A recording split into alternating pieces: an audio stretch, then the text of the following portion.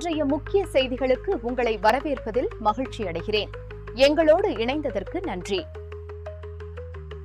நேபாளத்தில் கடந்த சில நாட்களாக நடந்து வரும் வன்முறை போராட்டங்கள் நாட்டின் சட்டம் ஒழுங்கை முழுமையாக அசைத்து போட்டுள்ளன. ஜென் இசட் இளைஞர்களால் தொடங்கப்பட்ட ஊழல் எதிர்ப்பு போராட்டங்கள் இப்போது நாடு தழுவிய கலவரமாக மாறியுள்ளன.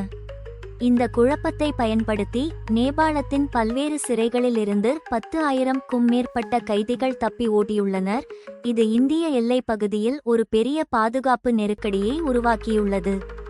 எங்கள் 1 மினிட் நியூஸ் சேனலில் இந்த கடுமையான நிலைமையை பற்றி ஆழமாக அலசி வருகிறோம். இந்திய பாதுகாப்பு படைகள், குறிப்பாக சஷஸ்திர சீமா பல் SSB, இந்த தப்பி ஓடியவர்கள் இந்தியாவுக்குள் நுழைவதை தடுக்க ஒரு சிறப்பு நடவடிக்கையை எவ்வாறு உடனடியாக தொடங்கினர் என்பதை நாங்கள் உங்களுக்கு சொல்வோம்.